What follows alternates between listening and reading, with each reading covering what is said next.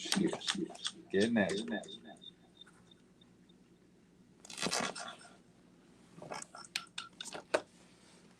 All right.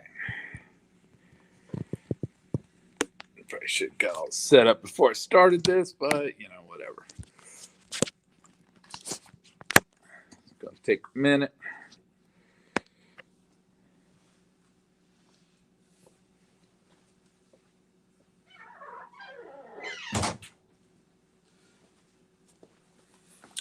All right.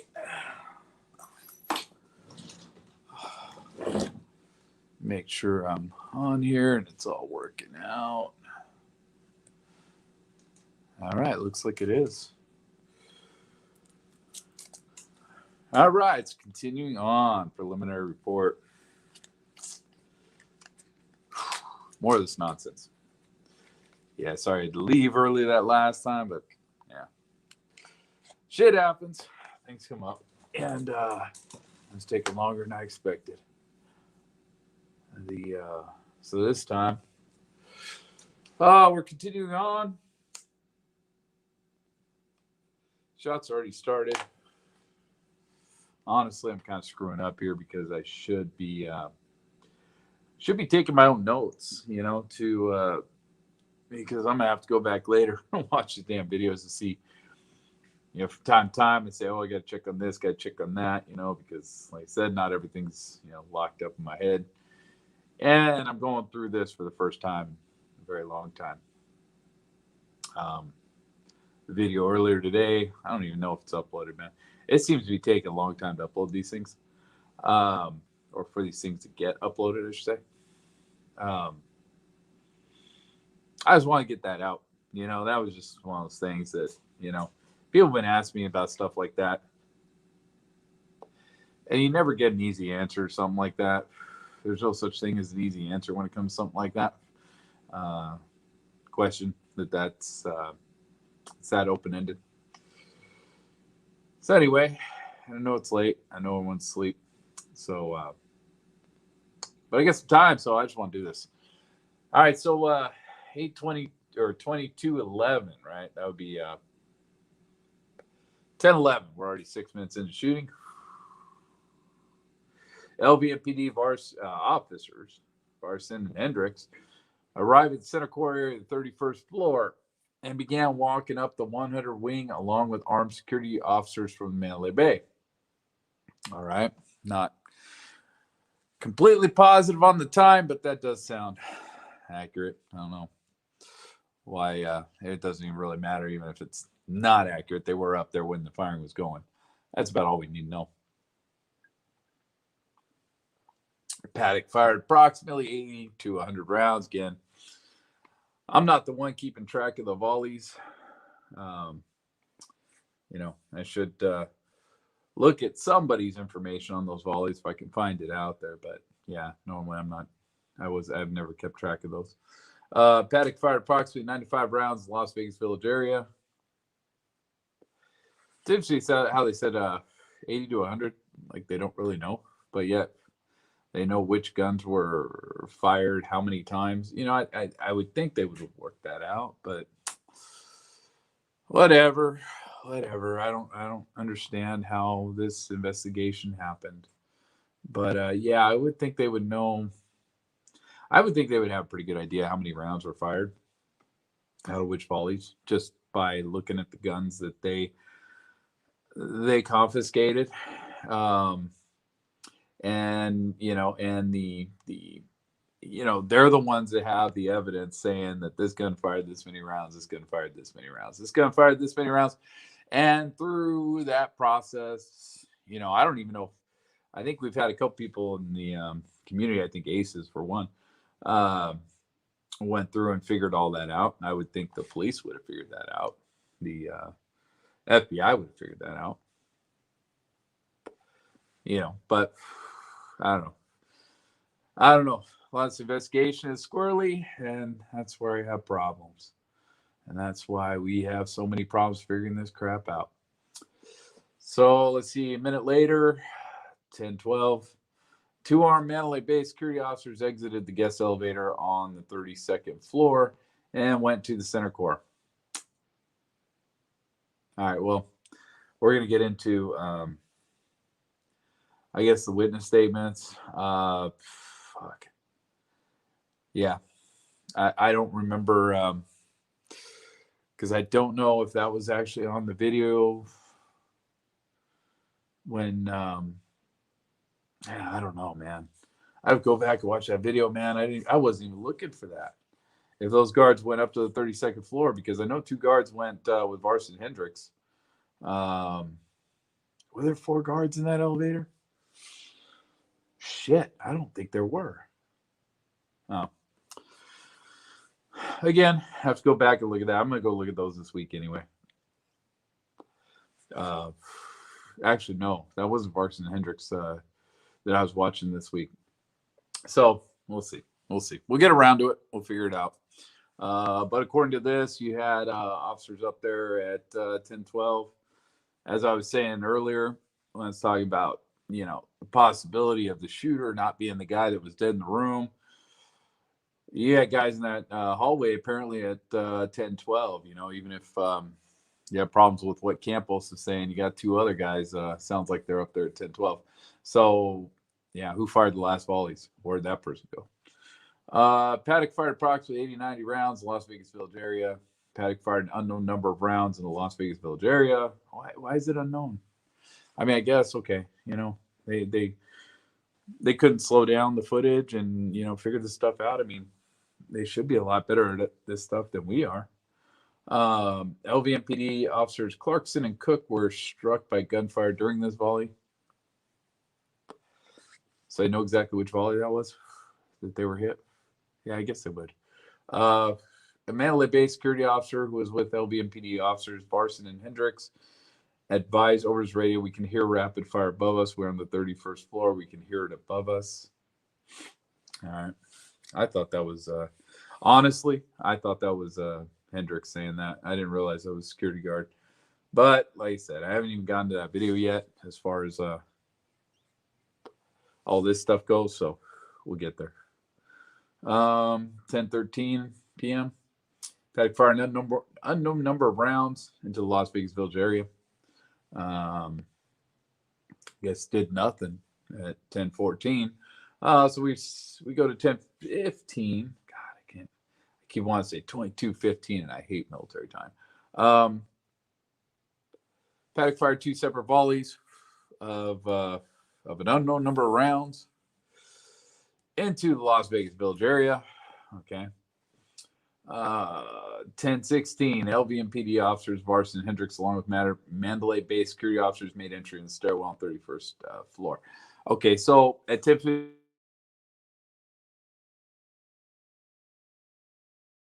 that I guess were supposedly at the fuel tanks. Not talking about that here.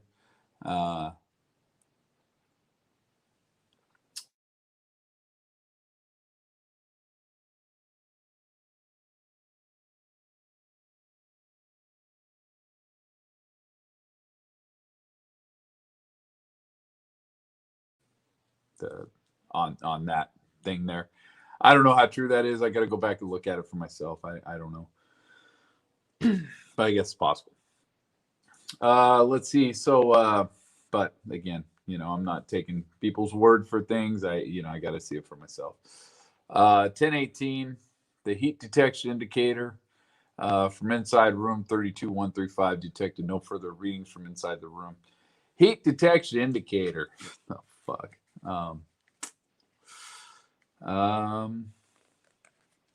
Okay.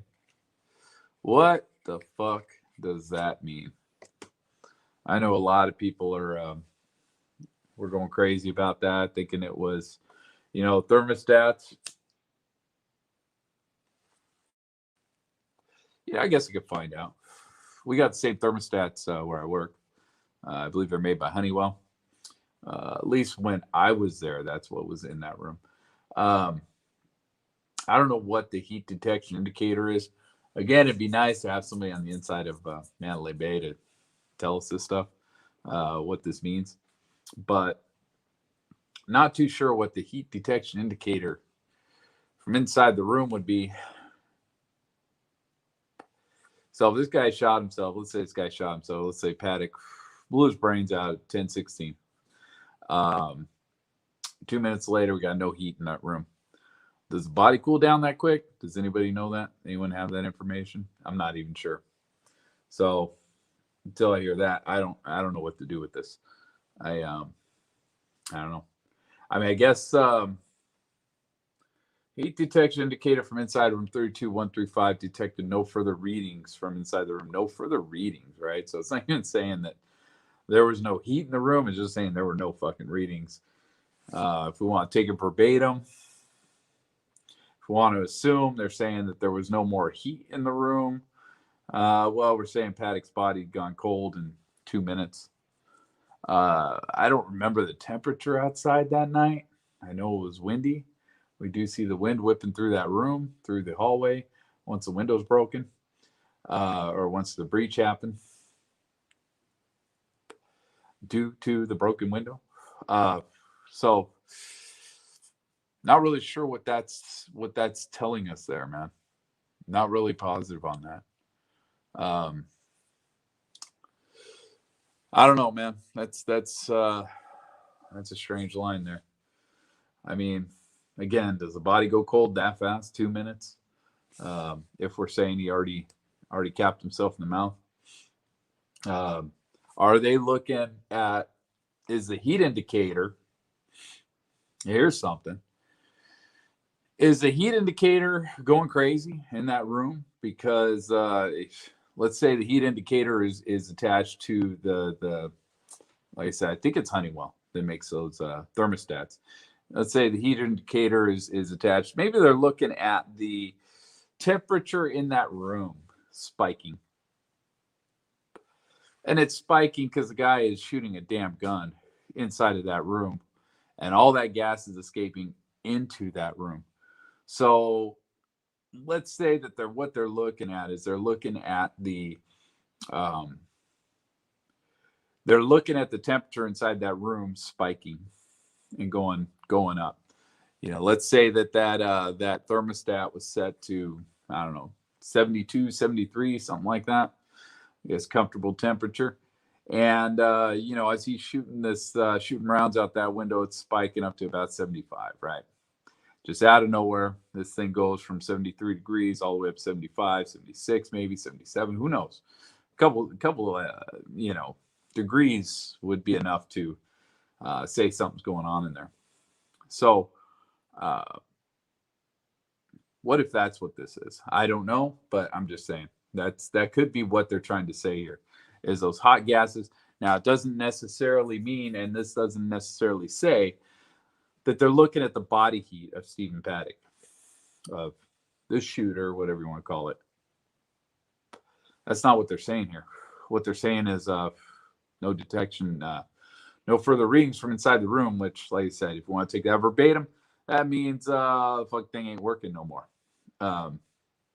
But then if we want to assume that they're talking about, just the readings are going back to normal at some point, this does not necessarily mean that they have something inside that room, inside of every room, because I don't see them doing this, to be honest with you, unless they're doing some really shady stuff, and I don't think they'd want to admit to that, where they have some sort of heat sensor cameras in that room, in everybody's rooms, watching what they're doing. That's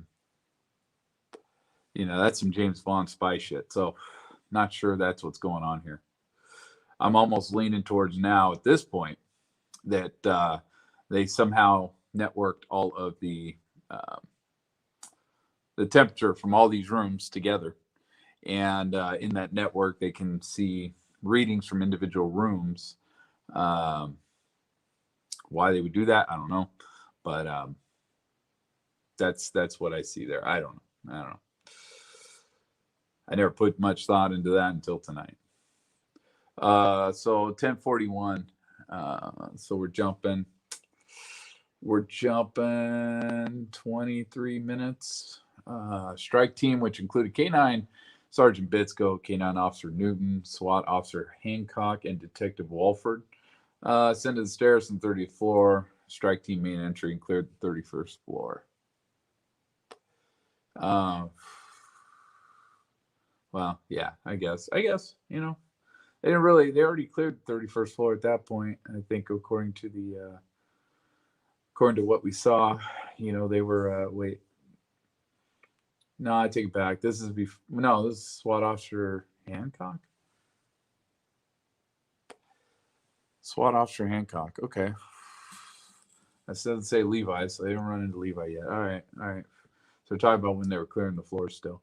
10:56, strike team re-entered the stairwell from 31st floor, walked up 32nd floor. Okay, so they should have. Yeah, okay. So Levi's Hancock, right? So yeah, so they didn't really clear the floor at this point. They already cleared the floor. They were just walking to the stairwell at that point. Um, so 10:57, K9 Sergeant Bitsko, SWAT officer Hancock manually breached the door, barricaded with the L bracket. Well, yeah, I guess. LVMPD, International Oversight and Constitutional Policing Force Investigation. Okay, well, whatever. So now we're going to 11:20. Strike team conducted an explosive breach into room 32135, made entry. Strike team reported Paddock was down from an apparent self-inflicted gunshot wound to the head. All right. So then 6 minutes later, strike team made a second explosive breach from inside the room 32135 into room 32134 through the connecting doors. Immediately after the explosive breach, an LVMPD SWAT officer negligently fired a 3-round burst from his rifle. The rounds fired from the SWAT officer's rifle struck a chair, an entertainment center cabinet, and wall. After the strike team finished rendering rooms 134, 135 safe, the scene was secured until investigative personnel arrived and assumed control of the 32nd floor. Now, I guess that's not entirely accurate, but it's, you know, it's close enough, I guess, to make them happy. Some of these guys went back in there supposedly, and I forget who it was, Walford or something, to go find identification and stuff like that. Started rummaging through some of this stuff. So I don't think that's completely accurate, although we do see on body cam them saying everybody doesn't need to be here, get the fuck out. Then I believe after that we see Bitsko run back in, but you know, it is what it is. So the room was not necessarily secured, you know, but whatever. I think it's close enough. Here we go. Deceased. Victims 1 through 31 were pronounced deceased by the coroner investigator who responded to the Las Vegas Village venue and surrounding areas. The remaining victims were pronounced by the attending physician at the corresponding medical facility they were transported to. Oh, okay. So we have some time of death on these. Huh. All right. Well, that's. I know somebody who actually wants to know the time of death of one of these. After all autopsies were performed, Clark County Office of the Coroner Medical Examiner ruled the cause and manner of death for all deceased victims to be gunshot wounds and homicide. Yeah, of course. Oh, well, I'm going to read the names, man. I know this doesn't make for the most exciting of things, but hey, it's going to happen. Respect for the deceased.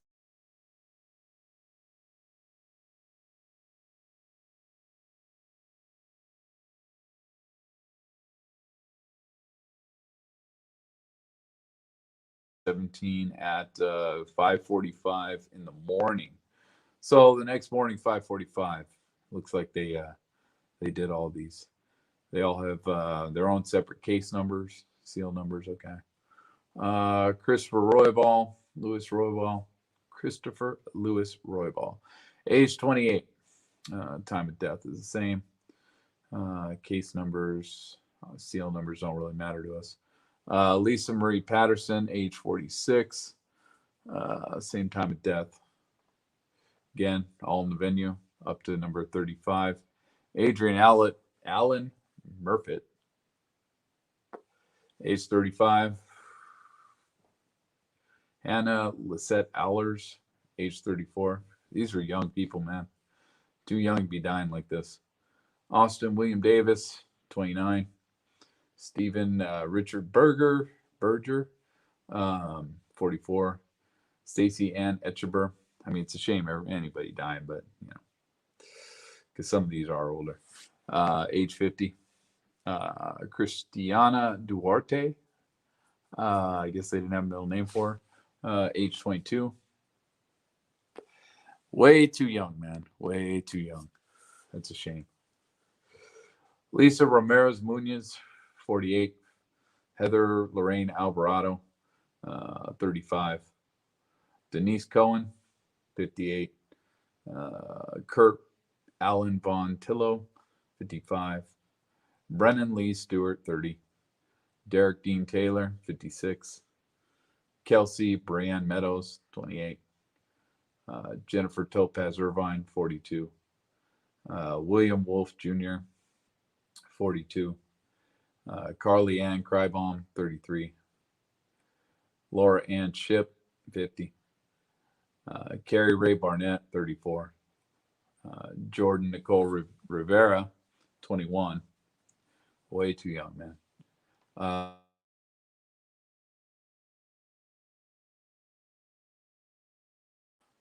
Jordan Allen McGildoon, 23. Carrie Lynn Galvan,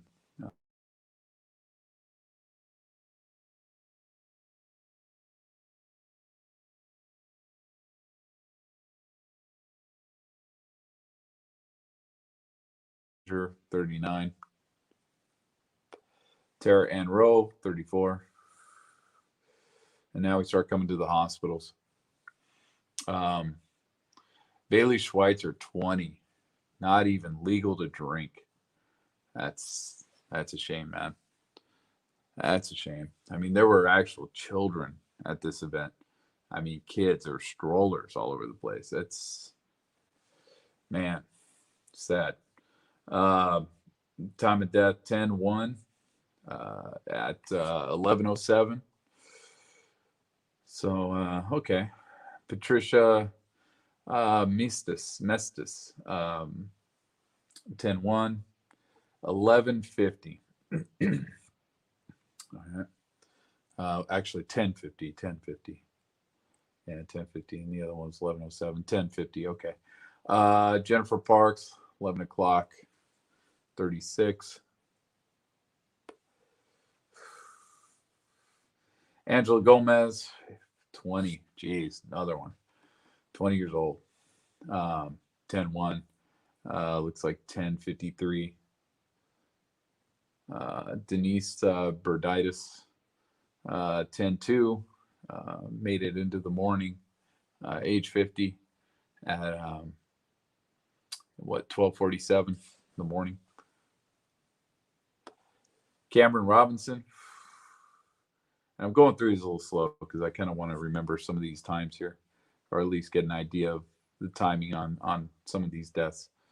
Cameron Robinson, 10-1, 23:01. That's 11:01. James Melton, 29. So 11:20. Quentin Robbins, 20. 11:15. Charleston Hartfield, 10:30, age 34.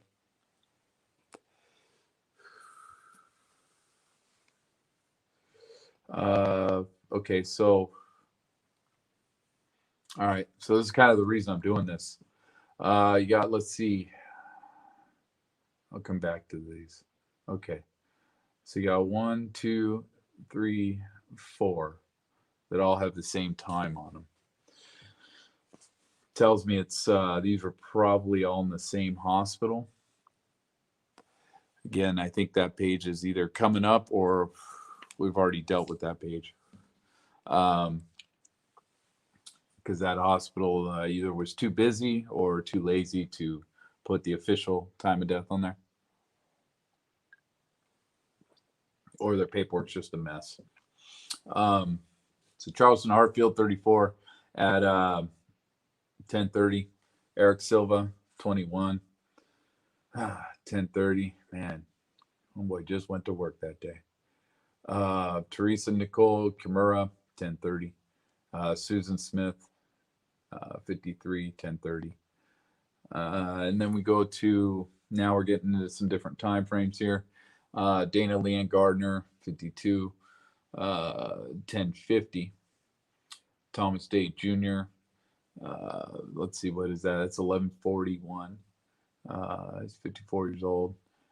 Joseph Phippen, John Joseph Phippen, 56. He made till the next morning, 2:44 in the morning of the second. Rachel Kathleen Parker, 33, 10:30. Okay, so here we go again with the 10:30s. We got three of those. Sandra Casey, 34, 10:30. Jessica Klimchik, 10:30, age 34. Andrea Lee Anna Castilla, 11:01. Carolyn Lee Parsons, 31 years old, 11 o'clock. Michelle Vo, 32, at 10:44. Rocio Gayen, age 40, 11:18. Christopher Hazencombe, he made it a little while, man. Next morning, 10:44. Brett Schwanbeck, he made it a couple days, it looks like, to the third, 61 years old, at 1:28 on the 3rd p.m. Rhonda LaRoque, 42 years old. She made it to the next morning at 12:23 in the morning. Austin Cooper Meyer, 24, was 10:57 that night. Kaya, I think it's Kaya, I don't know, Marie Medic, I don't know how to pronounce that name completely. 10:46 that night, 28 years old. Do we have on this? Let me see. Do we have the different? They're in here somewhere. Who ended up at the hospitals? Who ended up in different areas? It might have been before this. Might have been at the beginning of the report, but I can't remember. Or I'm about to go through it. I know I've read that, and that would be interesting. That would be kind of interesting just to see which hospitals kind of, just lumped all these people into one time frame.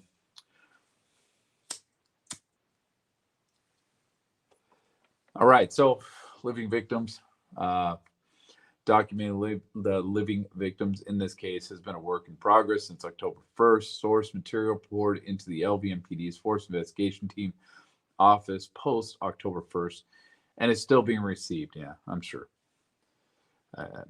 Quick story. I know one of the people I know that was there, his friend was hit in the foot, and it wasn't, definitely wasn't lethal. So this guy jumped in his car and drove home.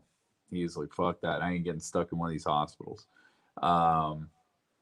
He drove all the way home with the fucking hole in his foot. So, so I'm sure this was kind of a pain in the ass getting all the injuries organized. LVMPD recognized that that the approximate 22,000 people who attended the Route 91 festival are all victims. That number does not take into consideration the hundreds and possibly thousands that were walking along the Las Vegas Strip at the time of the shooting outside the Las Vegas Village venue. The goal of the FIT team was to document those who actually sustained any type of physical injury, no matter the degree. As previously stated in the introduction to this report, this information is vital in order to grant assistance, properly categorize the level of the crime, and most importantly, honor those who fell prey to this horrific act of violence. Suspect. An extensive joint investigation involving the LVMPD and the Federal Bureau of Investigation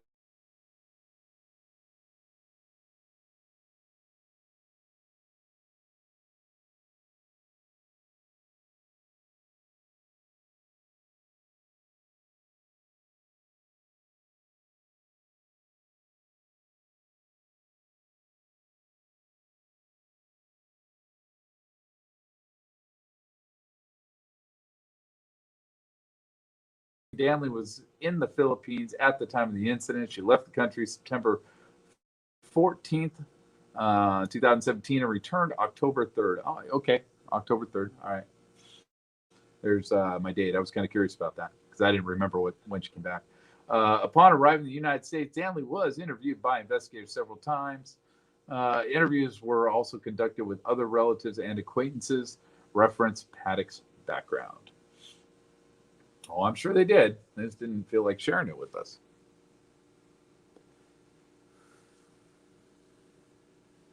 I think I lagged out a little bit. All right, there we go.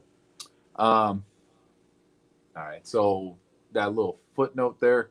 Source material consisted of information from local area hospitals, notes taken by crime scene analysts who responded to local area hospitals to document the injured, voluntary statements from actual victims and witnesses, and lastly, incident crime reports filed by hundreds of victims who sustained injury but waited to travel home to receive medical care.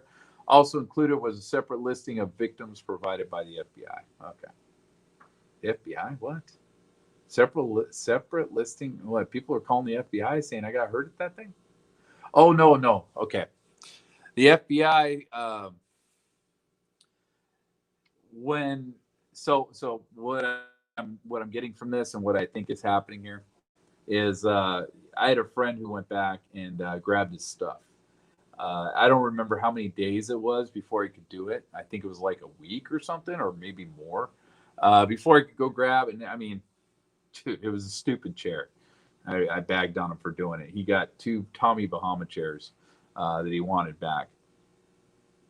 And he didn't really want him back. He just wanted to go back to Vegas. He wanted an excuse to go back and walk his path again. And so he went, and I forget where they were handing it out. I think it was some sort of convention center, he said, but he didn't say which one, right? There's convention center in the Mandalay Bay, which, I don't know. But yeah, I don't know where exactly he got this stuff from. Said he walked into the room, went up to some desk or something, and everybody in there, from what he said, was FBI. Everybody was running around with FBI jackets or whatever. Went and talked to him, told him what he had. They went back there. They had to tell him exactly where it was. There were hundreds of these chairs they said they had, that it was like a needle in a haystack, but they ended up finding it because of the items that were actually in his chair, and I guess they were documented. So they did actually find his stuff, and they got it back to him. When they got it back to him, they sat him down at another desk, from my understanding, because like I said, this guy is not the easiest person to understand from time to time. Sat him down at a desk and asked him what he thought about the crime. And from what he said, I asked him, who was this person that was talking to you, asking you these questions? He said, I think it was the FBI. I'm pretty sure it was an FBI chick. Asked what he thought about the crime, if he had any questions. So, basically what he told him is, these are his words, not mine. It's a shame when something like this can happen in the United States of America. And, they told him, well, and they basically, from what he said, they said this. They said that we just want to let you know that there was only one shooter. He acted alone, and he's dead. So that's what they're probably talking about here with the FBI, doing this throughout some of these questioning sessions. I guess they probably got some, lists of people that were injured. I'm guessing. I don't know for sure, but that's where I'm thinking the FBI got their information as far as who was injured, so forth and so on. So where were we? Danley stated Paddock's demeanor changed over the course of the last year. According to her, Paddock had become distant, and their relationship was no longer intimate. Well, come on. Shit happens, man. The guy's getting old, dude. Things stop working after a while. Paddock was, but he did have vibrators, so I guess he was getting freaky still, but I don't know. Sorry, MLD, but maybe you just weren't working for him anymore. Maybe he was good with younger models. I don't know. Paddock was described as germaphobic, had strong reactions to smells, and I know people like that.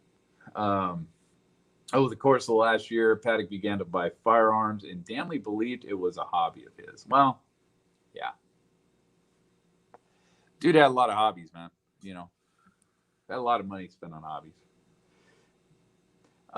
During his stay at Mandalay Bay in the beginning of September 2017, Danley recalled Paddock behaving strangely. Ooh, he didn't say anything. The beginning of September 2007. So they were at the Mandalay Bay at the beginning of September 2017, man. So, I don't know, whatever. They were staying in room 6235. All right, so that's two from the bottom, I believe. I believe it's two from the bottom. I believe I stayed on the 61st first floor. I believe that was the first floor with actual rooms, because on top of that is the foundation room. So I think the 60th floor. I'm not sure though. I'm not sure. I could be wrong. And she observed Paddock constantly looking out the windows of the room, which overlooked Las Vegas Village venue. Yeah, okay. Paddock would move from window to window, looking at the site from different angles. Man, I mean, why do you think they put those windows in those rooms, man? So people can enjoy the view. But, this don't mean shit to me. That don't mean nothing. Paddock's ex-wife, Peggy Paddock, Peggy Rico Paddock, described Paddock as intelligent and great with numbers. Probably was. Really, probably was. But, I got a guy at work. The running joke with him is the guy can build a rocket ship in his backyard, but he can't walk, chew bubblegum at the same time. So, whatever. I don't think that really means much. She further stated he worked as an Internal Revenue Service agent, worked for the IRS. Paddock later worked as an auditor for Lockheed Martin and Boeing. According to her, Paddock began purchasing real estate properties with his mother and renovating them. Paddock, so he was flipping houses, right? There was a big market for that in California for a long time there. And you can make a lot of money doing that. So I get it. Paddock bought and sold numerous properties throughout the years. And as far as she knew, sold the last property in 2010. Thing is, I don't know how much you make as an IRS agent. I don't know how much you make working Lockheed Martin and Boeing. Generally, the people that are flipping houses are real estate agents. So real estate agents are running around finding houses as they're trying to sell houses to people. They'll find something and say, well, you know what? I could just get this myself, and I can renovate this, and I can make a lot of money off this. It's not usually somebody outside of that profession of being a realtor that does something like that. Because what happens is, you run into a house and the house is wrecked, but the house is cheap. You look at it and you say, well, this house is worth, an extra 200 grand over what it is now.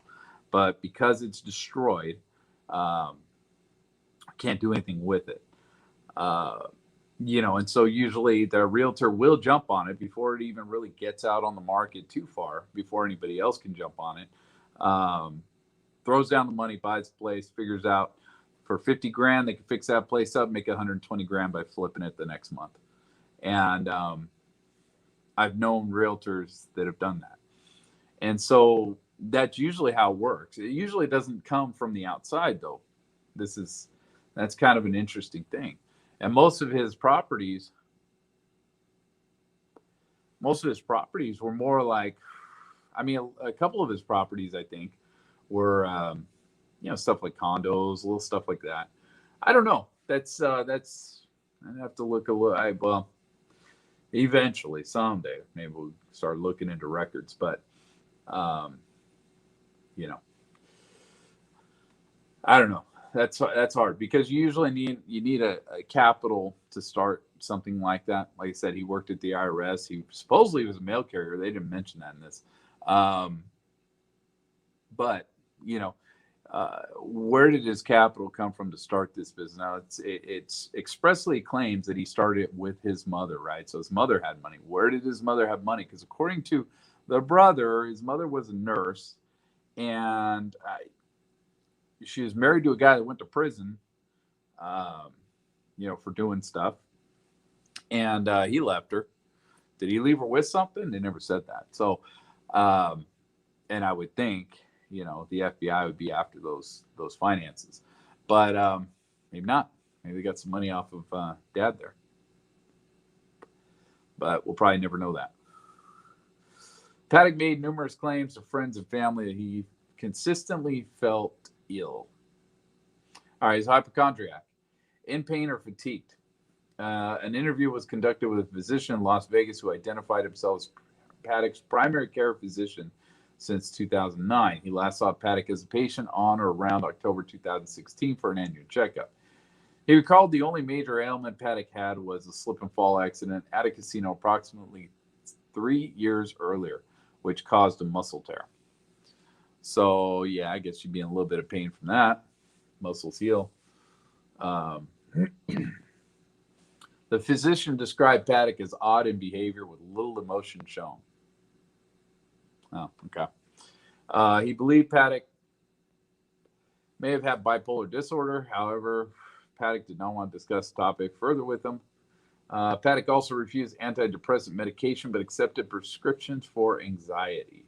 He noted Paddock seemed fearful of medications, often refusing to take them. He did not believe Paddock was abusing any medications. All right, so he doesn't like medication, right? Is he paranoid or something? Does he think something's going on with those things? I don't know. That's interesting. This is a primary care physician, so he probably at some point would have, if this is correct, he would have tried to refer him to counseling, and I'm guessing that's where Paddock probably shut down, said, "No, I don't want to fucking do that." Maybe didn't like this guy, because something like that. I mean, come on. Yeah, someone starts telling, "Hey, man, you need fucking counseling." Yeah, I think you're going to shut down a little bit. But who knows? Odd in behavior, I don't know. They don't really go into that. A little emotion, no. This guy's not a counselor, so I don't know what to say. Most of the people interviewed acknowledged Paddock's gambling habits. Paddock was known to gamble tens of thousands of dollars at a time, as opposed to millions, according to the HLN fucking dipshit that was on there. And played at numerous casinos. Yeah.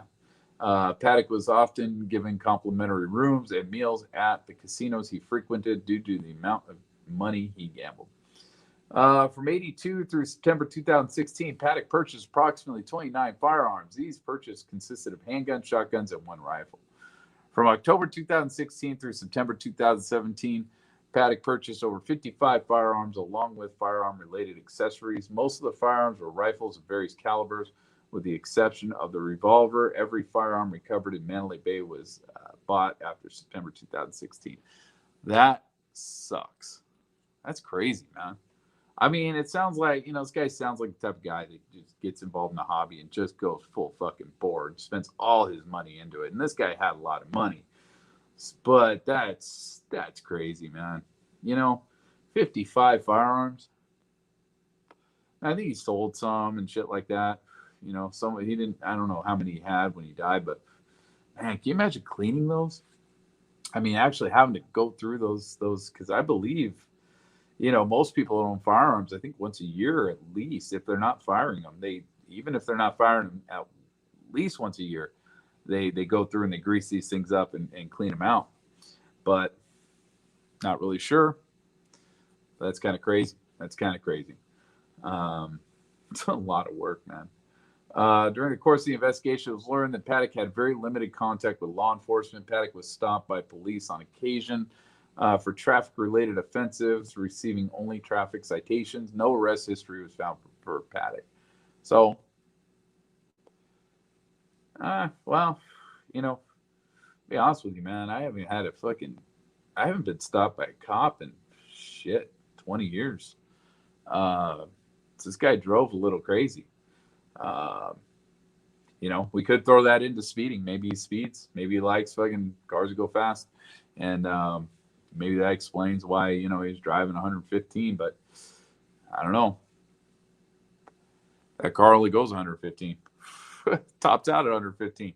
So is this the type of guy that goes pedal to the floor the whole way? I don't know. I think that would beat you up more than that slip and fall you had. The following information was taken from witness statements and compiled into a chronological description of events. On 10/1/2017, LVMPD had 51 personnel assigned to work special events overtime for Route 91 Festival. I don't know, man. I don't know. I don't know. 51. There were not 51 cops working that event.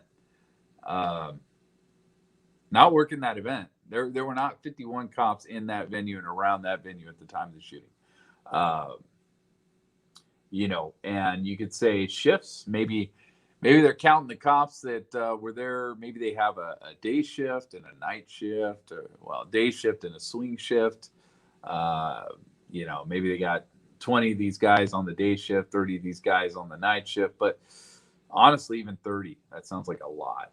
That sounds like way more than what we see on the body cameras. I mean, they show up later, of course, but and then it probably balloons up quite a bit more than that. But all right, well, they're going to talk a little bit about it, I guess. By the way, excuse me there. The personnel staffing consisted of 1 lieutenant, 5 sergeants, 44 officers, and 1 civilian. Who's the civilian? Was that the paramedic, maybe? Who's the civilian? The event had officer staff from 1 p.m. to 1 in the morning, with officers arriving and securing at various times. All right, so 1 to 1, so 10-hour shift. So maybe they broke this up. This is all, from my understanding, most of this is overtime for these officers. So maybe they broke it up to 5-hour shifts. I don't know. It still seems like a lot. That seems like a lot of cops. I mean, the civilian, yeah, I could see that. 44 cops, though, man. There were not 44 cops in that venue that night. There's just no way. No way. The specific assignments for the event were west traffic, 1 sergeant, 10 officers. Blocking off traffic. You don't need 10 officers to block off the street. Okay. East traffic, 1 sergeant, 10 officers. Again. Interior entry gates, 1 sergeant, 6 officers. See, I think that would be probably more of your priority. Interior early squad. Okay, so there we go. Early squad, right? So these guys are probably in there at the beginning when it opens up. 1 sergeant, 8 officers. Interior late squad, 1 sergeant, 8 officers. Okay, so those I could see. And the interior entry gates, I could see those too. Event coordinator, 1 officer. And command post, 1 officer, 1 civilian. Why they got a civilian in the command post? What's that about? Those I get too. I can understand that. The event coordinator, yeah, I think he was there that night. Command post, not sure. The assignments were supervised by Lieutenant Spencer, who was designated as incident commander of the festival. Wow, that's a hell of a fucking title there, man. That's a hell of a title. Specific officers and assigned locations can be found on the assignments list, ICS form 204 for the event. Yeah, I mean, I guess if you're talking about splitting all this up, west traffic could have had 1 sergeant, 5 officers on half the shift, 5 on the other. East traffic, same thing, 1, 5, and 5. That would make a little bit of sense. Interior entry gates, 1 and 6. That would make a little bit of sense, because you'd have probably the majority of these guys working the gates when they were all open and people were allowed to come in from through either side, and then later at night you whittle it down to just a couple of guys watching the out gate. That's why you shuttle everybody through 1 single gate when you're leaving the venue. So yeah, I guess it just seems like a lot of people, man.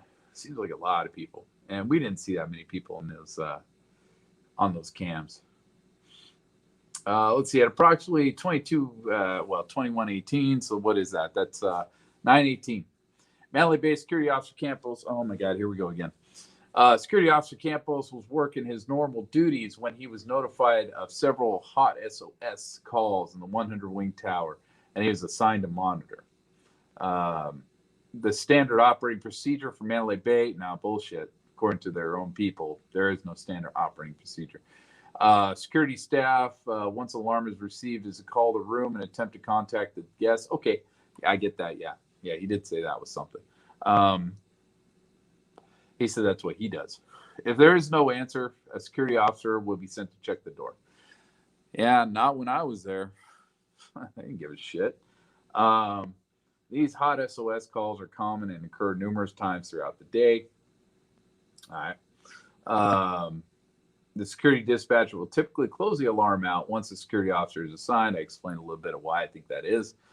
Security dispatcher Brett Buck notified security officer Campos to check several hot SOS calls.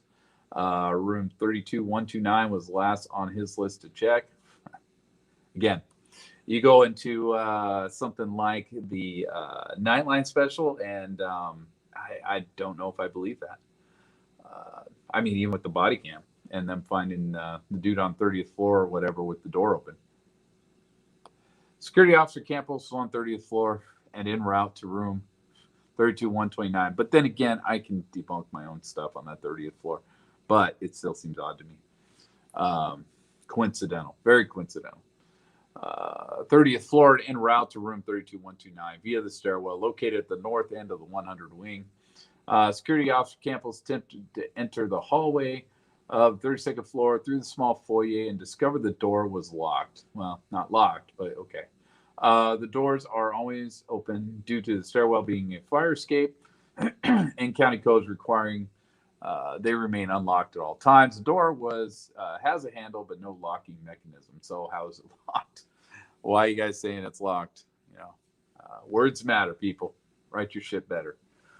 Security Officer Campos stated he walked down the stairwell to the 31st floor. At least they're willing to admit that here. Entered the hallway and walked to the center core. He used the guest elevator to go to the 32nd floor. Video surveillance showed Security Officer Campos actually went to the 33rd floor, then took a guest elevator down to the 32nd floor. At least they explained that here, because they didn't explain it earlier in this. I don't even think they didn't even. I don't even know if this is in the final. I don't remember them explaining it in the final either. Security Officer Campos proceeded directly to the end of the 100 wing hallway, opened the interior door of the foyer entrance to the stairwell, and observed the L bracket screwed into the door frame and door that opens into the stairwell. He realized this is what kept the door secured. Security Officer Campos utilized a house phone mounted inside the foyer to notify the security dispatcher of the bracket. Security dispatcher passed the call to the engineering section. All right. Again, I think there were some different things about that, but whatever. It doesn't really matter. It's pretty irrelevant. Security Officer Campos hung up the phone, heard what he describes as a loud drilling sound coming from room 135. He recalled the drilling sound sounded like it was coming from deep inside the room. So that's the problem we have with that drilling being right next to the door, which is where everyone seems to think it is. And I guess that's a possibility. But according to this, deep inside the room does not mean right next to the doorway. But who knows? Who knows? And Campos does seem kind of like an idiot.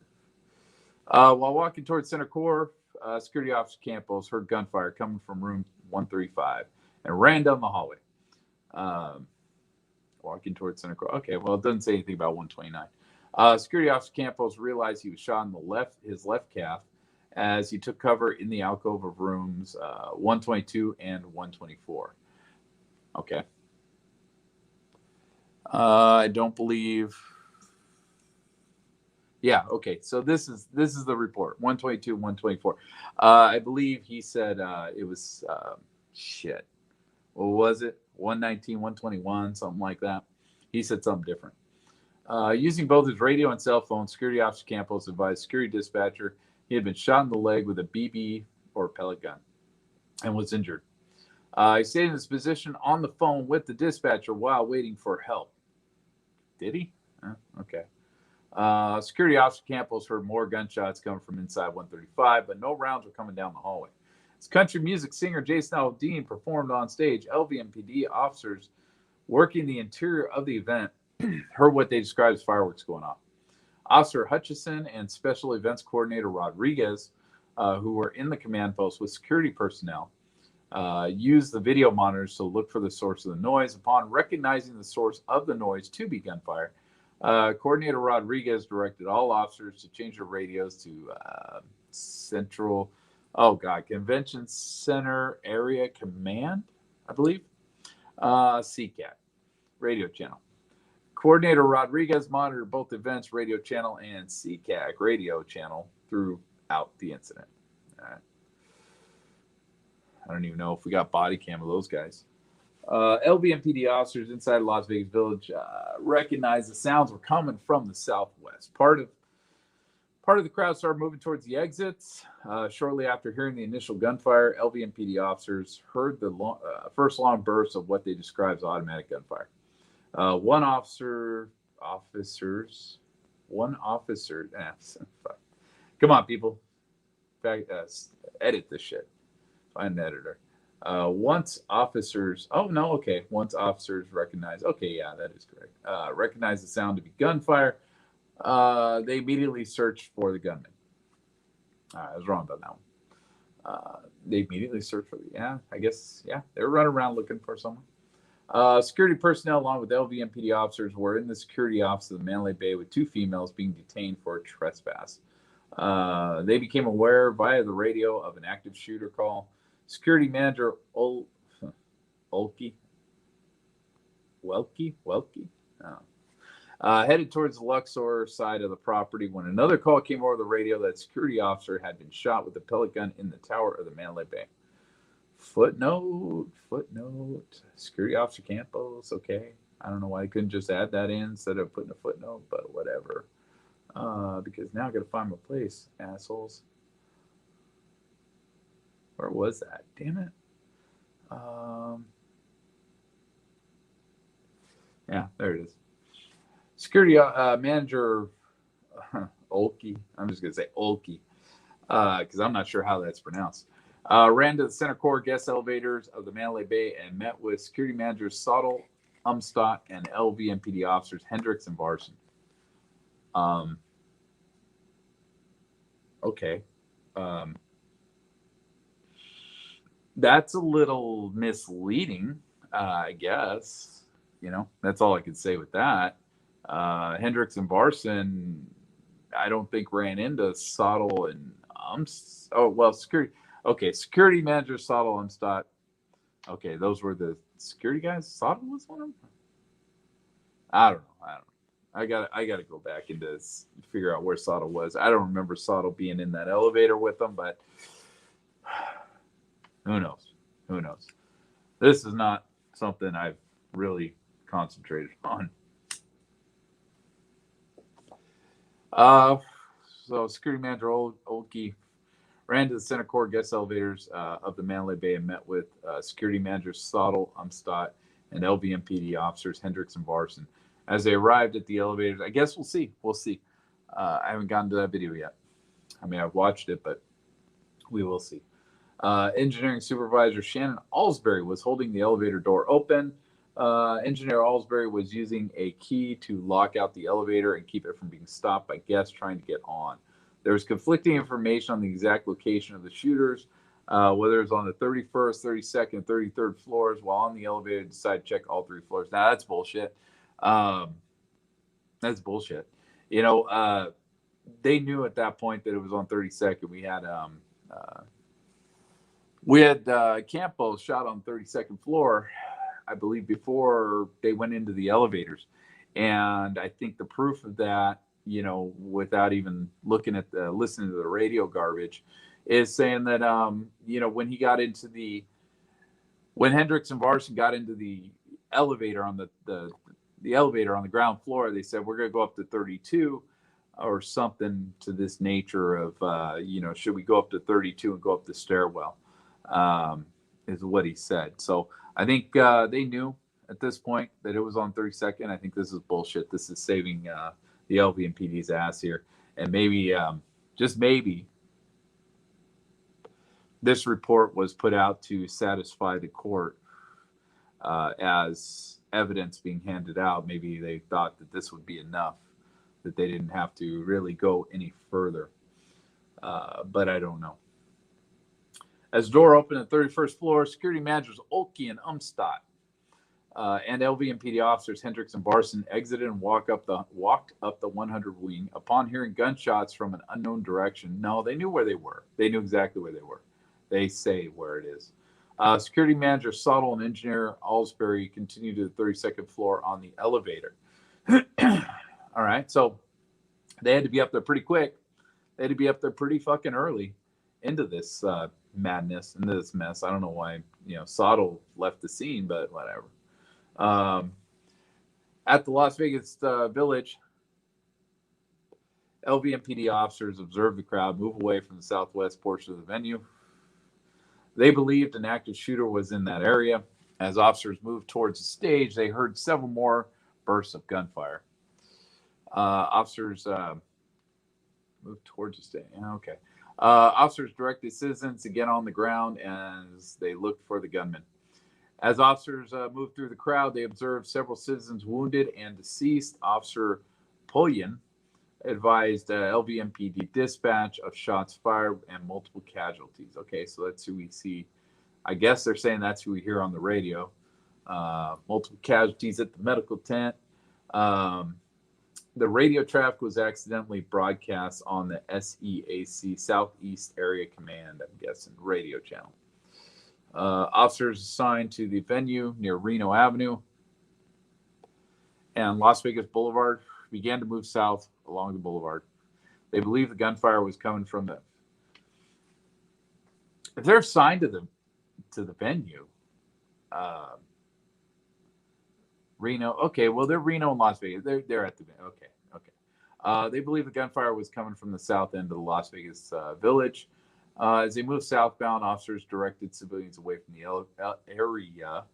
The officers received direct gunfire and took cover behind a wall as bullets impacted around them. Between bursts of gunfire, officers continued to assist evacuating civilians and administered first aid to the wounded. Now, there's some truth to that. Officers assigned to the venue near Mandalay Bay Drive and Las Vegas Boulevard heard the initial gunshots, followed by a long burst of gunfire. Venue near Mandalay Bay Drive and Las Vegas. Okay.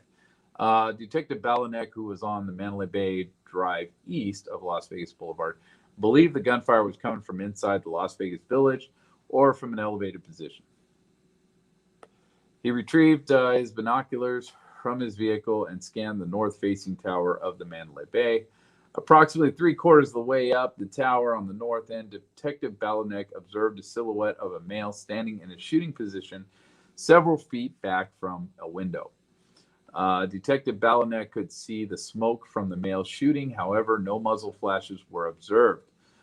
Detective Balanek could not get on the radio, so he switched to northeast area command channel and broadcasted the shooter's location. All right, so I don't know if we're going to find body cam of this guy doing this. I don't know if we're going to see him anywhere. I know nobody has up to this point. But that would be interesting to try and find that, to verify that. Now he claims he could see the smoke, but he could not see the muzzle blast. That's interesting.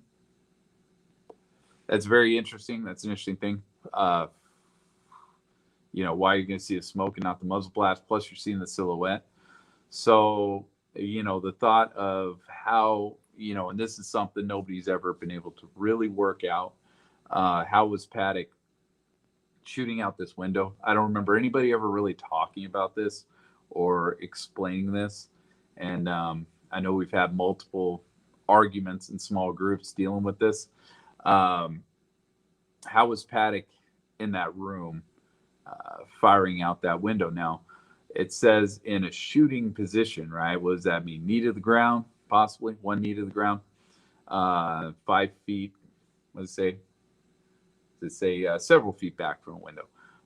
So he's not shooting directly, out that window. But why don't you see muzzle blast, right? Even this guy doesn't see muzzle blast, right? He's looking through binoculars. He's seeing the smoke, but he's not seeing the fire coming out of the front of that gun. Now, I've explained this before. I've explained it a million times. He had muzzle brakes on every single one of those guns. Most people do, most people put something on the front of those guns. They usually don't leave them naked. You don't want a naked barrel. That just looks strange. At least it's my understanding. And this guy had some high dollar guns up there. So it's easy to think he had some high dollar muzzle brakes on those. Now, for those that don't know, you can look these up. Muzzle brakes or anything goes on the front of the gun. Silencers, which he did not have silencers. I don't care what anybody says. There were no silencers on this shit. There's no reason for silencers on this shit. That was stupid. But muzzle flash suppressors are considered a muzzle brake. Gas, they shoot the gas in different directions, stuff like that. So flash hiders,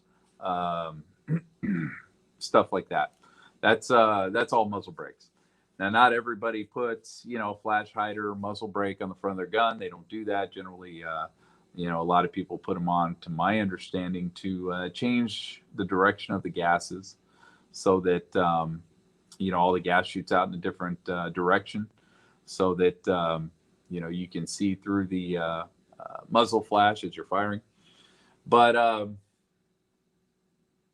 so, it's very well possible. At one point when I was looking into this stuff, I found something that was called a competition flash hider. It was very high dollar, so I'm guessing it works very well for what it states that it does. But of course, I don't know because I ain't gonna go check that out. I ain't gonna buy that and just to deal with this stuff. So it's very well possible that this guy had flash hiders on front of these guns. Now, I know a lot of people want to say, "Oh, well, it's still gonna, there's no way you can hide the flash from a gun." Nah, bullshit. Look it up. Look up. On YouTube, you can find it. It's not hard to find. There's gun channels all over YouTube. There always has been. A lot of them got deleted, but there's still a lot out there. And you'll see people firing these things at night, dead of night, no light whatsoever, firing these flash hiders just to test them out. And they'll go from where it doesn't look like they're really doing anything all the way down to where it looks like a cigarette lighter just fucking lighting off. And that's nothing. If you're talking about looking at a someone lighting a cigarette from 400 feet, yeah, you probably ain't gonna see it. So I'm just throwing that out there as a possibility. Of course, I don't know. I'm not that into guns, and it would take somebody, beyond what anybody calls, a gun expert, within this madness. Might even.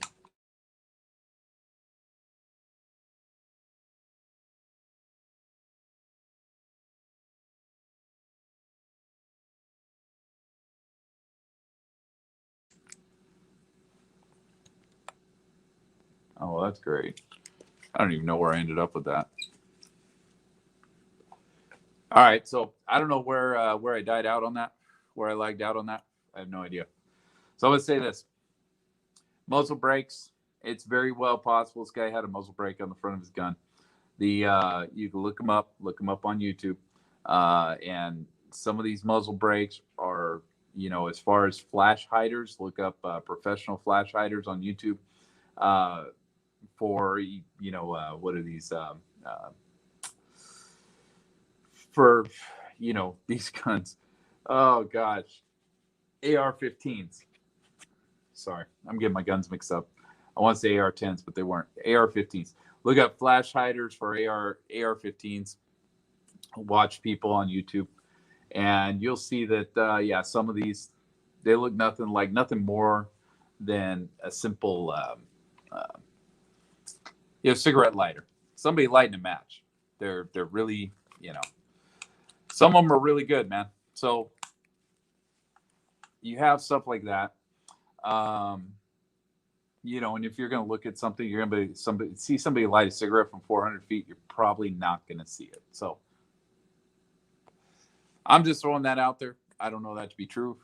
And in order to figure something like that out, you're going to have somebody that actually is a gun expert, like a real gun expert, not, what people in this community have been claiming to be gun experts. You're going to have somebody that builds guns, that knows guns, that probably works in a gun store and does this for a living, to try and figure out what's on the front of those guns. Every gun was different.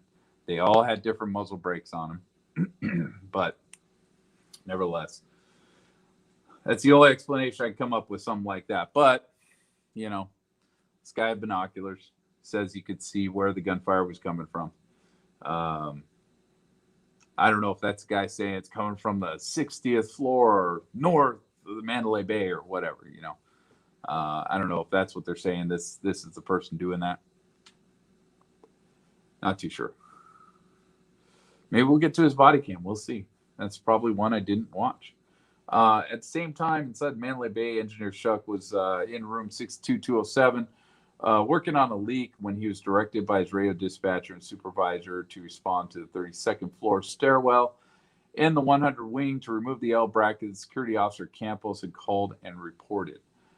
Engineer Shuck utilized the 200 wing service elevator to go down to the 32nd floor. He gathered his drill and other small tools needed to remove the bracket and walk through the center core. Okay, so saying he had a drill in his hand, and other small tools. Okay, he had a small drill. All right, whatever. Yeah, I don't know why he wouldn't just roll his damn cart down the hallway, but he didn't. So whatever. Center core from the 200 wing to the 100 wing. Engineer Shuck walked approximately 1/3 of the way up the hallway when he observed security officer Campos poke his head into the hallway from a space between two rooms on Engineer Shuck's right-hand side. All right. That's why I say he was on the right, not the left, I guess. Engineer Shuck heard the sound of rapid gunfire come from the end of the hallway. Security officer Campos looked out from his position and yelled for Engineer Shuck to take cover. Something just came to my mind, man. I think we went through this once before. What if Shuck? I mean, what if Campos? What if Campos was actually throwing out a bullshit statement? What if he was purposely misleading the police in some way? Now, I'm not saying nefariously that Campos had anything whatsoever to do with this, because I don't believe he did. But a lot of his stuff seems like it's very close to the official timeline here, but it's not exact. Why is it not exact? You would think it would be exact, but it's not. Why is that? And it's really small stuff, man. He went up instead of went down a floor. He was hiding on the left-hand side and not the right-hand side. Just strange things. Yeah, he thought he heard drilling. Thought he was shot with a pellet gun.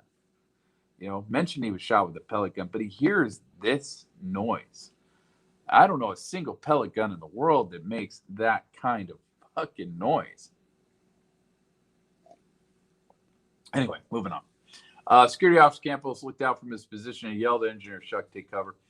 Engineer Shuck immediately took a step to his left into the alcove between two rooms. Gunfire erupted down the hallway towards his direction. I guess, yeah, I guess technically that's right. Engineer Shuck felt the concussion of the rounds pass by where he was taking cover. No, you didn't. No, you didn't. Um, I mean, I guess, I don't know, sonic cracks, I guess, but are they making sonic cracks down that hallway after they've already passed through a solid door? I don't know. I don't know. But I don't understand that statement because nothing landed anywhere close to where Shuck was. An unknown object struck him in the back without causing serious injury other than a small bruise. Engineer Shuck also stated he could see blood coming from security officer Campos Cap area. Yeah, like I said, Shuck. There's all kinds of madness with Shuck. Um, yeah, problem being that there were no rounds landed anywhere really, really near him. I guess there was one that landed down in the, in the alcove of 105 that would have sailed by his head, I guess, a little bit. But other than that, really not much that went by him on that side of the hallway. There were a lot that landed in the middle, though, so I guess we could say something like that. Below on the 31st floor, LVMPD officers Varson and Hendricks, these fucking people, along with security managers Olkey and Umstadt, walked up the 100 wing when they heard gunfire coming from the 32nd floor. They moved to the stairwell at the end of the hall. As they got closer to the stairwell, the gunfire continued and they smelled gunpowder. They entered the 100 wing stairwell and proceeded up to the door of the 32nd floor. Did they, though? Did they? Yeah, I don't think so. They posted up to block any possible escape by the shooter. No, they posted up on the 31st floor. Like I said, I'm wondering if this little report here was to save everybody's ass, to cover ass and satisfy the courts. But I don't know. I don't know. Because it did say at the beginning of this that this is not standard operating procedure to deliver a preliminary report on an investigation that is currently ongoing. So why did they do it then? Why did they do it if they didn't have to? That's some. Detective Clarkson, assigned to the event in uniform, was on Las Vegas Boulevard north of the Mandalay Bay Drive when he heard the initial shots and radio traffic advising of multiple casualties inside Las Vegas Village. Detective Clarkson and other officers took cover and began searching for the shooter, believing the shots were coming from the west. As patrol cars and prisoners transport van arrived at the intersection, Detective Clarkson and other officers moved towards the vehicles for cover with the intention to move to Mandalay Bay. So to the west, huh? Where were they? They're at Las Vegas, Mandalay Bay Drive. Okay, well. Is it to the west? Is it to the west? I think it's to the south. I think Mandalay Bay would have been to the south. Let's see. So that would have been south. Yeah, unless my compass is wrong. Southeast? Oh. Anyway, CCAT patrol officers responded to the scene to assist. Officers Cook and Haynes arrived near Las Vegas Boulevard and Mandalay Bay Drive and parked their patrol vehicle. Officers Cook and Haynes moved towards the group of detectives Clarkson was with. As the officers moved behind the patrol vehicles, they started receiving direct gunfire, which impacted the ground and patrol vehicles around them. Detective Clarkson received a gunshot wound to the neck while taking cover behind a patrol vehicle. Officer Cook was struck by a bullet in his right bicep that continued into his chest. Oof. That's not good. So, all right. That's something. While behind the vehicles, the officers realized gunfire was coming from an elevated position and was directed at the patrol vehicles. During breaks in the gunfire, and we should be able to hear that, with the sonic crack. So that's something we can actually eventually go into and figure that out. How many of those bullets were actually coming for him. During breaks in the gunfire, officers moved in teams of two from the patrol vehicle to block wall for better cover. Detective Clarkson and Officer Cook were both transported to hospitals by separate LVMPD vehicles. As the gunfire continued, officers inside the event moved through Las Vegas Village and provided direction for people trying to exit. This included the actions of Officer Hartfield, who was attending the concert in an off-duty capacity, was mortally wounded while taking police action. Now, I'm not a genius on Officer Hartfield. That was never an intention of mine to deal with that. Am I? All right. Yeah, I am talking. So, yeah, the Hartfield stuff, I never really put much into, so I'm not too worried about that. And I don't know how honest that statement is right there. Um, Officers located wounded persons and began first aid measures and coordinated medical efforts with off-duty personnel who were attending the concert. Now, this whole thing is basically, praising, their own efforts. So, you take it for what it is, So I know a lot of this, sounds a little exaggerated as far as some of what they're doing. Some officers did do what they're saying, but yeah, some really didn't. Um, some hid behind walls and shit. Officers also directed people to the exits and towards positions of cover and concealment. Yeah, some did. Uh, Exterior officers on the east side of the Las Vegas village were swarmed by people as they fled the gunfire. Officers directed them to continue east and north as they recognized the gunfire was coming from the Mandalay Bay. As officers began to encounter wounded civilians, casualty collection points were set up and first aid was rendered. Officers assisting in getting the wounded to hospitals via ambulances, private vehicles, and patrol cars. Yeah, some did. Some did.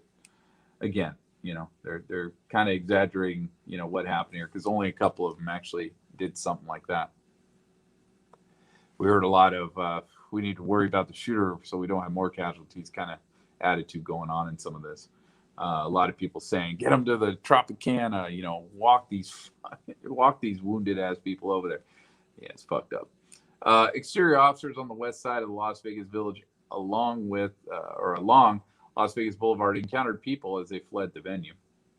Officers knew the gunfire was coming from Mandalay Bay and directed people to stay behind cover and move to the north away from the gunfire.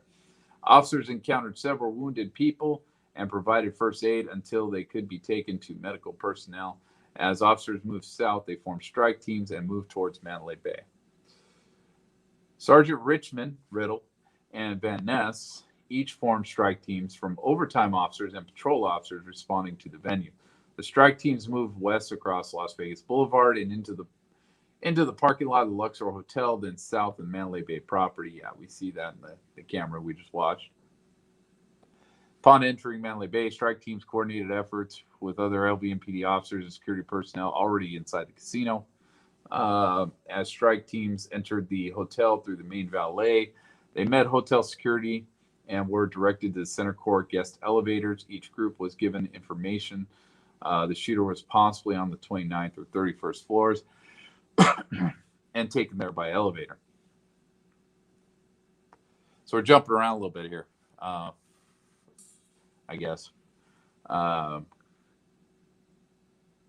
Yeah, I mean, I haven't gotten to some of these cams yet, so it's been a long time since I've watched some of these. After each group of officers were taken to the upper floors, they instructed the hotel security guards to lock out the elevators. A strike team, which included 2 SWAT officers, was taken to the foundation room located on the top floor. So there's where our SWAT team went. Once inside the bar, officers began to move occupants to a safe location and clear the bar. On the 32nd floor, security officer Campos and engineer Shuck were still pinned down in the hallway. Engineer Shuck, so they already know it's on the 32nd floor. What the fuck, Like I said, they're saving their ass here. Engineer Shuck heard another round of rapid gunfire and believed it was being fired towards the outside of the building. During a small break in the gunfire, Engineer Shuck and security officer Campos ran from their positions back towards the center core. Engineer Shuck was checked for injuries by Engineer Alsbury, who arrived on the 32nd floor with armed Mandalay Bay security officers. Engineer Shuck stated the gunfire continued for several more long rapid-fire volleys, with short breaks between the volleys. He described breaks in fire lasting only 5 to 6 seconds before the gunfire would continue.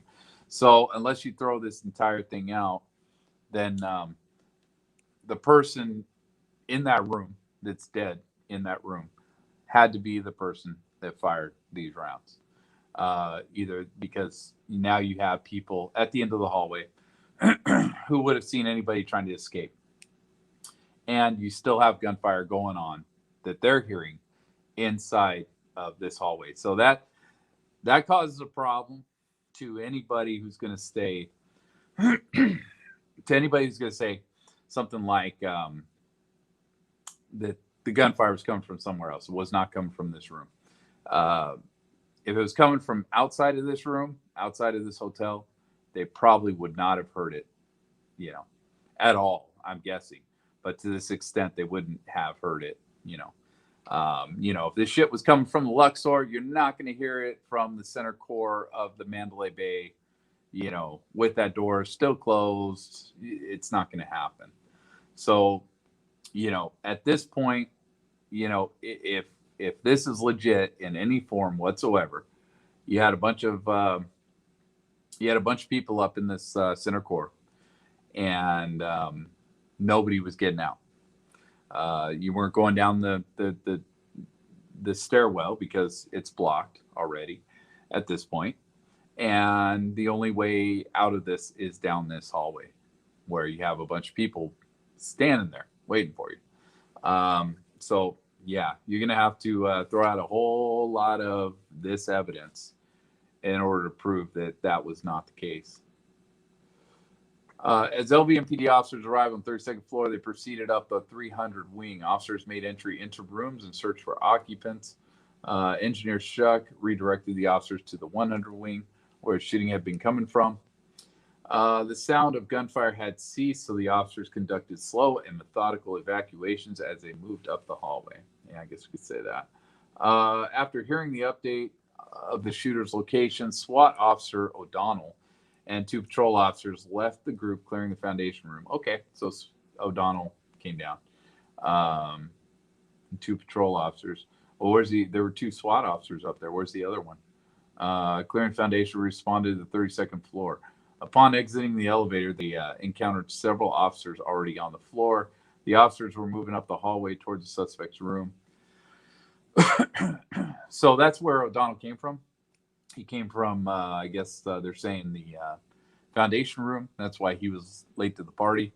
But earlier it said he was up there with another SWAT officer. I don't think that was Levi. I don't know.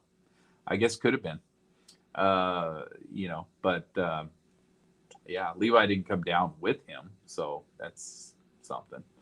At least I don't think he did. Let's see. Engineer Shuck locked out the elevators, keep guests from ascending the tower. Shuck did that? Did he though? Yeah, I mean, we had, when Varson and Hendricks were going up, we had the guy, was that Shannon Alsbury, I believe, in the elevator with them. He was saying all these elevators are locked down.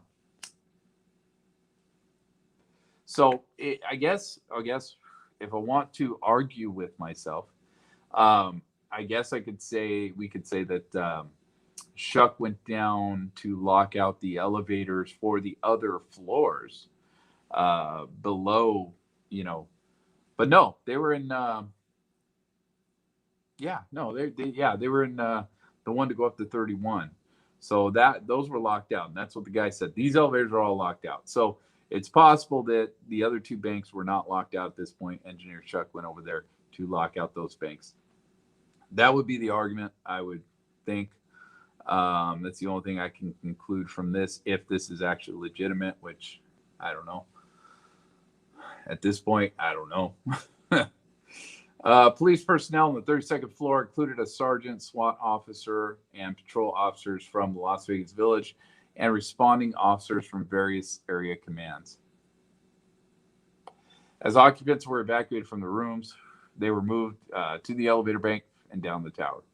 Officers discovered a small infant alone in one of the rooms. As the evacuations continued, the nanny for the infant was located in a room across. and reunited with the child. The officers stopped evacuation approximately 2/3 the way up the hall. Now, this is a little deceptive here, the way this is written, because yeah, they opened her door, I believe, and I don't remember them opening the child's door. I remember them going in there, getting her hands up, and then she said, I got to get the kid across the hallway, right? And then she goes and moves over there and opens the door, or they open the door, whoever opened the door, I don't even remember anymore. But goes in there and gets the child. I don't remember them finding the child first and then finding the nanny later. And she was more than 2/3 up the hall.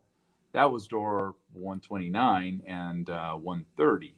So that was pretty damn far up that hall. I mean, that was almost right up on the doors at the end. At the Las Vegas Village, people who were hiding in multiple locations were evacuated. Officers located several people hiding underneath the concert stage and inside tour buses located next to the stage and behind. Additional teams of officers arrived and swept the remaining areas of the Las Vegas Village. Once evacuations were completed, the scene was secured around the Las Vegas Village. SWAT Officer Hancock, along with K9 Sergeant Bitsko, K9 Officer Newton, went to the 31st floor and came up the stairs to the 32nd floor. At the door, they met with LV and PD officers Hendricks and Varson, and Mandalay-based security personnel. Now, I don't remember seeing Hendricks and Varson up there. I mean, that's always been something. When I watched the Bitsko footage, I don't remember seeing Hendricks and Varson like at all. I remember seeing the security guards they were with in the stairwell. So yeah, maybe they were up there. Oh, you know what? They were up there. Yeah, you know what? We see them, I believe, in the hallway, but they were down on the 31st floor. If my memory serves right, they were down the 31st floor. When these guys came into the hallway, they ran into them and they ran basically right by them. That's my understanding of what happened. I may be wrong, but that's like I said, this is deceptive. That's I don't think that's what happened. I don't think they were up there at the 32nd floor. And they definitely weren't at the door, I don't think. I mean, could be wrong. I'd have to go look at it again, but it doesn't really matter. Eventually, we'll get to that Varson Hendricks stuff. Officer Hancock attempted to open the first two doors to enter the hallway, but could not due to the L bracket described earlier. After the strike team arrived in the stairwell, SWAT Officer Hancock, K9 Sergeant Bitsko, manually breached the inner door leading to the foyer of the 32nd floor. From the foyer, the door was cracked open enough to see the doors to rooms 135, 134. Both doors were closed, and a room service cart was located in front of room 134. A white tablecloth was draped over the service cart with various items on top of the tablecloth. Officers observed wires leading from the service cart to 134 and believe suspect may have some type of improvised explosive device. They did mention that. They did talk about that a little bit in that hallway. A decision was made to enter 135 utilizing an explosive breach. Officers in the stairwell notified the officers in the hallway that an explosive breach would be utilized. Over the radio, they became aware of the extent of injuries inside Las Vegas Village. No gunfire had been heard from the suspect's room for approximately 40 minutes. It was decided entry was necessary to the room to determine if the suspect was still inside and to stop any further shooting from the room. SWAT Lieutenant Hudler was advised by SWAT Officer Hancock that the door to room 135 was going to be breached using explosives. Okay, that's who he was talking to on the radio or on the phone. I think he was on the phone doing that. K9 Officer Newton stepped into the hallway and utilized a ballistic shield to provide cover for SWAT Officer Hancock as he set the breach on the door. Okay, so who was that? That was Newton with the shield. All right. While K9 Sergeant Bitsko covered the door to 139. K9 Sergeant Bitsko observed a camera on the food cart in the hallway. He covered the camera and turned it away from the doorway, while Officer Hancock hung the explosive on the door to room 135. Once the charge was hung on the door, the officers returned to the stairwell. Now, that's an interesting statement right there. That's fairly interesting, right? He covered the camera and turned it away from the doorway. What doorway? What are we talking about here? What doorway was this supposedly aiming at? And are we going to take this mess of a report and this part of the report as, literal uh, truth here? Um, Turned it away from the doorway. So are we talking about, was it aiming at the 135 door? And was he waiting for somebody to, look and see who it was knocking on his door? Was it aimed at the 134 doorway for some weird ass fucking reason? Was it aimed at the fucking stairwell, doorway? I know that's the common, thought process behind a lot of this. But again, it's always been my understanding that it didn't look like he actually moved the camera. It looked like he just put a plate on top of it. So I always thought that camera was also aiming down the hallway, personally. And I didn't mean for this to go this long, but I guess I just want to get through this. At least this part of this. All right. The approval for the breach was given by SWAT Lieutenant Hudler. The officers were notified over the radio the door to room 135 is going to be breached and to take cover. Sergeant Bitsko utilized a ballistic shield to keep the door from the foyer to the hallway open in case the explosion damaged it. Is that why he did that? Okay. I don't know if that's why he did that, but all right. SWAT Officer Hancock observed approximately 12 officers now in the stairwell behind him. He designated those that would be making entry into the suspect's room, and others would be downed officer rescue unit if needed. All right, that's kind of new to me because it didn't seem like it was that well organized.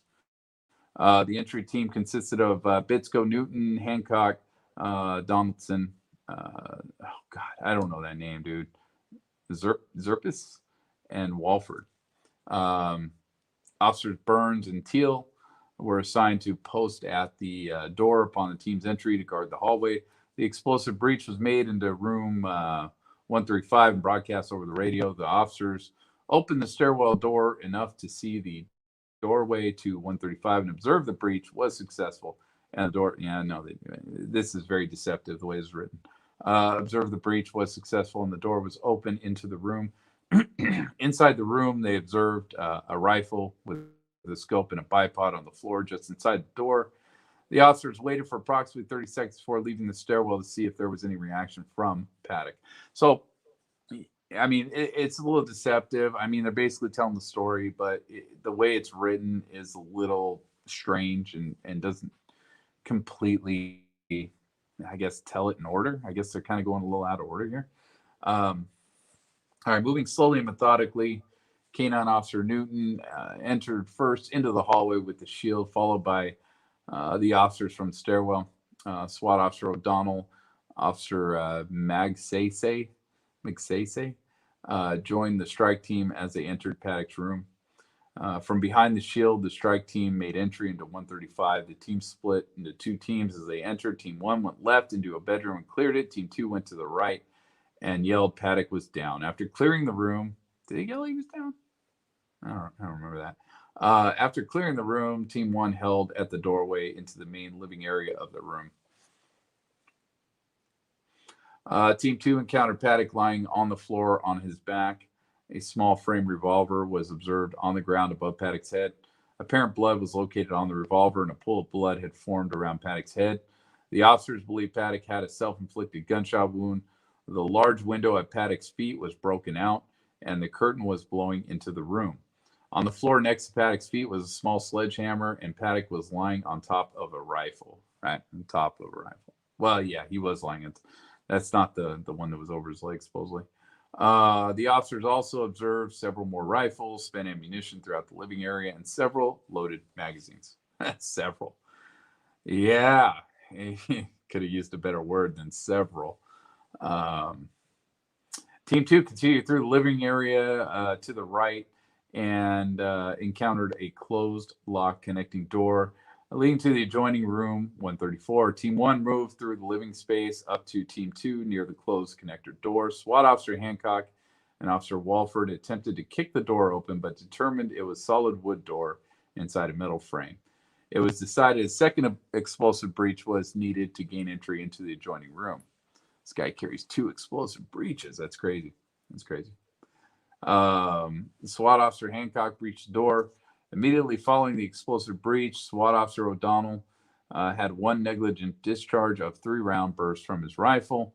Officers in the hallway heard the shots fired and broadcasted shots had been fired inside the room. Officers flooded into the room 134 through the breached adjoining connector door, the dummy door. As room 134 was cleared, several rifles were found inside the room. Small hallway separated the main area of the room from the bedroom and the main door. Another food service cart draped in a white tablecloth was in this hallway. On the cart was a laptop computer, which was on, and the monitor showed a live feed of the hallway where the officers had come from. Inside the room, one of the large windows was broken out, as opposed to a small window. There are all large windows in there. A complete recheck of the room was made to ensure a person was not hiding under any furniture. Several suitcases were observed throughout the rooms. Many of the suitcases contained. Complete recheck of the rooms, right? So this is them going right back through the room. So they didn't just go through them once, they went through them twice. Several suitcases were observed throughout the rooms. Many of the suitcases contained several loaded magazines. Officers also observed a camera attached to the peephole on the main door, room 135. Once the recheck was completed, the SWAT and K9 officers left the room due to reports of other shootings at other locations. Sergeant Matchko was in the hallway and entered the rooms once they were cleared, along with officers in the room. Sergeant Matchko secured the crime scene. Matchko was contacted by command posts and advised to attempt to locate any information reference Paddock, right? So here we go. Matchko's running in there and, fucking with the body, dude. Playing some Weekend at Bernie's with this guy. That's why you have the blood stains, laying around. Matchko directed officers to look throughout the room in an attempt to locate any cell phones or identification for Paddock. Identification and cellular phones were located, as well as several room keys and player cards with Paddock and Danley's name on it. Pictures of the items were taken and sent to the command post as ordered and to reporters. The officers also rolled Paddock onto his side to check for identification, but found none. So there's your extra blood stain on the floor to his side. After the search for identification was completed, the officers exited and secured the room. And again, he's still bleeding, right? The blood's not hasn't completely coagulated at this point. Body hasn't been laying there that long, right? So yeah, are we seeing livor mortis in the video, or are we seeing some shadows that people are taking as the livor mortis? I don't know. As officers cleared Las Vegas Village, multiple reports of active shooters along Las Vegas Boulevard at various hotel properties were broadcasted. Several officers from the exterior Las Vegas Village posts joined strike teams and left to address those reports. As the active shooter reports were cleared and determined to be unfounded, officers assigned to the Las Vegas Village responded back to the command post for reassignment. Officers assigned to the Las Vegas Village remained on post until they were relieved the next morning. Officers maintained the security of the Las Vegas Village and the 32nd floor of the Mandalay Bay crime scene as detectives and crime scene analysts responded and began the investigation. All right.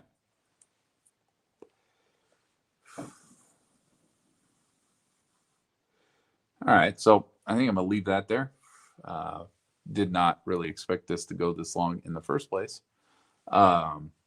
Really kind of wanted to keep these at an hour, but that was kind of a lot to get through. So